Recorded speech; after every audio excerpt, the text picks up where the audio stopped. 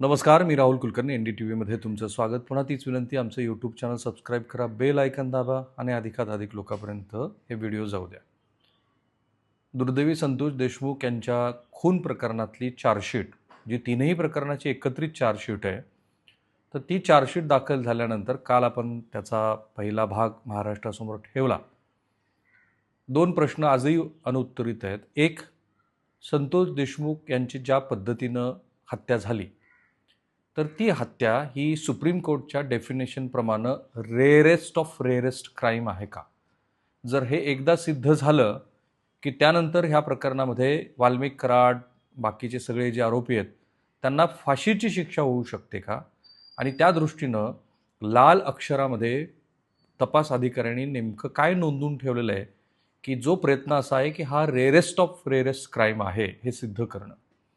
आणि दुसरा भाग असा आहे की ह्या सगळ्या प्रकरणामध्ये जी चार्जशीट आलेली आहे ती तीनही प्रकरणाची एकत्रित चार्जशीट पोलिसांनी का फाईल केलेली. आता मी सुप्रीम कोर्टची काही डेफिनेशन्स आधी वाचून घेतली की what is the meaning of rarest of rare, अत्यंत दुर्मिळ पद्धतीचा गुन्हा. तर याच्यामध्ये ना सुप्रीम कोर्टाने असे काही स्पेसिफिक रेअरेस्ट ऑफ रेअर अशा पद्धतीचं कुठेही म्हटलेलं नाही, पण काही साधारणपणे काही पॅरामीटर्स आहेत. त्या पॅरामीटरच्या आधारावरती एखाद्या गुन्हेगाराला जन्मठेप द्यायची की फाशीची शिक्षा द्यायची हे निश्चित केलं जातं. आणि ह्या प्रकरणामध्ये असलेली CID आणि जी विशेष तपास पथकाची टीम होती त्यांनी ह्या संदर्भातल्या ह्या रेअरेस्ट ऑफ रेअर ह्या गोष्टीचा निश्चितपणे विचार केलेला आहे, असं मला हे वाचताना लक्षात आलं. The rarest of rare doctrine in Indian guides courts in deciding between a death penalty and life imprisonment is exceptionally heinous criminal case. अत्यंत हीनस, अत्यंत विकृत पद्धतीचा जो गुन्हा आहे त्यालाच रेअरेस्ट ऑफ रेअर ह्या प्रकारामध्ये सर्वोच्च न्यायालय ठेवतं आणि मग डेथ पेनल्टी दिली जाते. बाकीचे जे सगळे मुद्दे आहेत त्यातले असे कोणते प्रकार आहेत की ज्याला रेअरेस्ट ऑफ रेअर म्हटलेलं आहे? Manner of murder if committed in an extremely brutal, grotesque or revolting way that shocks society. अत्यंत ब्रुटल, अत्यंत क्रौर्य दाखवून केलेला गुन्हा की ज्यामुळं समाजामध्ये धक्का बसला, समाजाला एक प्रकारे हे ऐकूनच ज्यांच्या अंगावरती काटे आले किंवा हा अशा पद्धतीचा गुन्हा मनुष्य करू शकतो ह्याबद्दल समाजाला विश्वासच बसला नाही. रेअरेस्ट ऑफ रेअर या पहिल्या डेफिनेशनमध्येच संतोष देशमुख यांच्या ह्या खुनाचा गुन्हा दाखल होतो. तेच प्रकरण ह्या रेअरेस्ट ऑफ रेअरमध्ये चालणार आहे. दुसरा, motive of murder when the crime is committed with extreme depravity such as for political gains or sadistic pleasure. अशी कुठली तरी गोष्ट आहे की ज्यामुळे राजकीय फायदा किंवा सॅडिस्टिक प्लेजर ह्यासाठी केलेली आहे. आणि ह्याच्यामध्ये जे राजकीय आरोप झालेले आहेत ते आरोप ह्या दृष्टीनं महत्त्वाचे ठरणार आहेत की हा वाल्मिक कराड कुठेतरी जाऊन निवडणूक लढवू इच्छित होता किंवा तो कुणाचा तरी म्होरक्या आहे. आणि याच्यामध्ये जे तपास अधिकाऱ्यांनी म्हटलं आहे की वाल्मिक कराडनी त्याच्या सगळ्या साथीदारांना काय सांगितलं की आपली दहशत राहिली पाहिजे, आपली दहशत राहून आपल्याला पुढे भविष्यामध्ये कुणी खंडणी मागण्यासाठी अडवा आला तर त्याला हे प्रकरण हे त्याच्यासमोर उदाहरण म्हणून असलं पाहिजे. त्यामुळे दुसऱ्या डेफिनेशनमध्ये पण संतोष देशमुख यांच्या खुनाचा प्रकरण समाविष्ट होतं, कारण वाल्मिक कराड हा परळी नगरपालिकेचा काही नगराध्यक्ष वगैरे होता आणि त्याची राजकीय महत्त्वाकांक्षा होती, याची चर्चा सगळीकडेच आहे. सोशली, तिसरा मुद्दा, socially aberrant nature when the crime targets vulnerable individuals or community causing widespread outrage. हा मुद्दा मात्र नाही आहे, कारण ज्या मराठा समाजातनं संतोष देशमुख येत होते तो इथे तसा targets vulnerable individuals or communities की अशा समाजातला टार्गेट करणं की ज्या अत्यंत वीक वगैरे आहेत, वल्नरेबल आहेत, त्या कॅटेगरीमध्ये मात्र हे प्रकरण येत नाही. आता चौथा मुद्दा जो रेअरेस्ट ऑफ रेअरच्या दृष्टीने अत्यंत महत्त्वाचा आहे, magnitude of the crime when multiple murders are committed showing extreme criminality. जी दिसतेच आहे, फक्त याच्यामध्ये मल्टिपल मर्डर झालेलं नाही, एकच झालेलं आहे. Personality of the offender and victim if the victim is a child, elderly, woman or otherwise helpless. आणि हे सगळं दिसतंच आहे की याच्यामध्ये ज्या व्यक्तीचा मृत्यू झालेला आहे, म्हणजे ह्या केसमध्ये संतोष देशमुख, तर तो आणि ज्यांनी त्यांचा खून केला ह्या व्यक्ती ह्याबद्दलच्या काही गोष्टी, तर हाही मुद्दा तसा तुलनेनं गौण आहे, पण हेही सगळे मुद्दे हे तिथे येणार आहेत. आणि मग हे एकदा रेअरेस्ट ऑफ रेअर की जे संतोष देशमुख यांच्या प्रकरणातल्या सहभागी आरोपींना फाशीची शिक्षा मिळेपर्यंत किंवा फाशीची शिक्षा होईपर्यंत हे चार्जशीट घेऊन जाऊ शकतं असं मला दिसतं आहे. 3 अशा गोष्टी आहेत की ज्या रेअरेस्ट ऑफ रेअर डेफिनेशनमध्ये येतात. आणि त्यातली सगळ्यात महत्त्वाची गोष्ट काय असेल तर जे लाल अक्षरामध्ये तपास यंत्रणेनं लिहिलेलं आहे आणि ते मुद्दा म्हणून चार्जशीटमध्ये बोल्ड स्वरूपामध्ये लिहिलं आहे आणि ते रेअरेस्ट ऑफ रेअर, म्हणजे मला खात्री आहे की ह्या प्रकरणात ते जे वकील आहेत श्री निकम, तर ते निश्चितपणे हा रेअरेस्ट ऑफ रेअर क्राईम आहे असं म्हणतील. आरोपींनी काय केलं असं तपासपत्रात म्हटलंय, अमानुषपणे, अतिशय क्रूरपणे, अमानवीयपणे मैताचे कपडे काढून मारहाण करताना दिसत असून डोळ्यावर सर्व आरोपी हे मोठमोठ्याने हसत सदर घटनेचा आनंद, आणि इंग्रजीमध्ये कंसामध्ये लिहिले एन्जॉय, साजरा करीत असल्याबाबत स्पष्ट दिसून येत आहे. याचा अर्थ असा की हा गुन्हा आणि जो घडलाय तसा रेअरेस्ट ऑफ रेअर आहे, तर हे सगळे अत्यंत क्रूर आहेत, संघटितपणे काम करत होते, सोसायटीला ज्यामुळं धक्का बसला, समाज व्यवस्थेला ज्यामुळे धक्का बसला, असा हा पद्धतीचा गुन्हा आहे.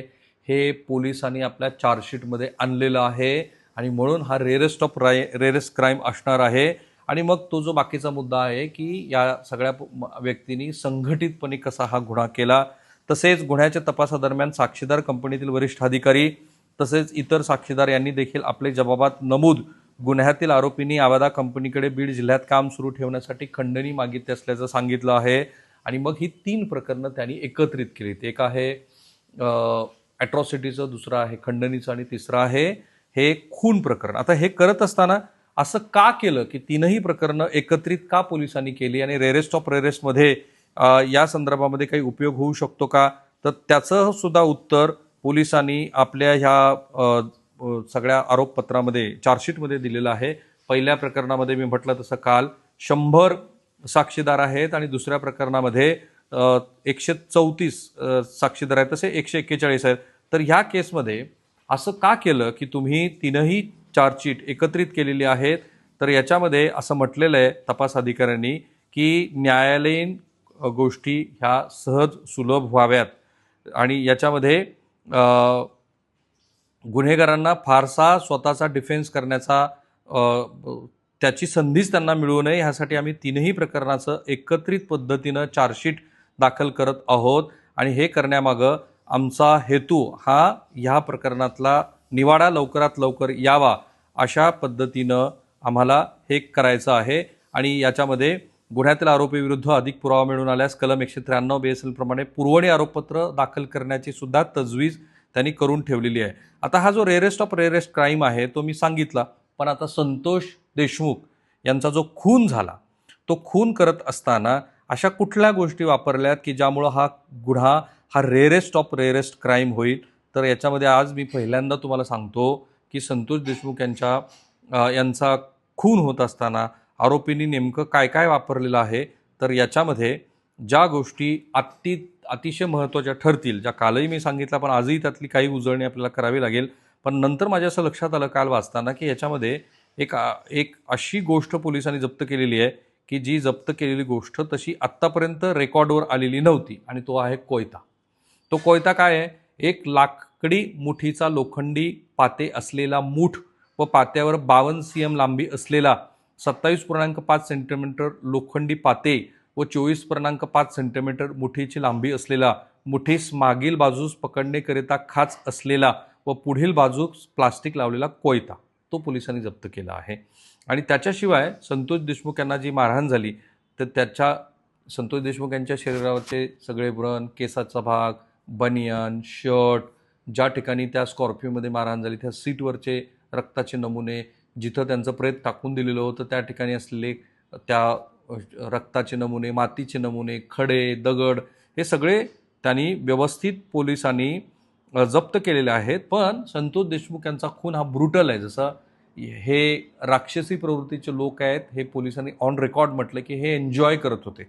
पण मारलं कसं, जे आपण म्हटलं होतं महाराष्ट्राला पहिल्यांदा आम्ही सांगितलं की संतोष देशमुख यांच्या शरीरावर 56 वळ होते, जवळपास 1.5 लाख 1.5 लिटर रक्त शरीरामध्ये साकाळलं आणि त्यामुळे संतोष देशमुख यांचा मृत्यू झाला. अत्यंत अमानुषपणे ती मारहाण होती. पण ती मारहाण आणि कशा पद्धतीने केली ह्याचे तपशील जेव्हा आम्ही महाराष्ट्राला सांगितले होते तसेच तपशील तपासात आलेत का?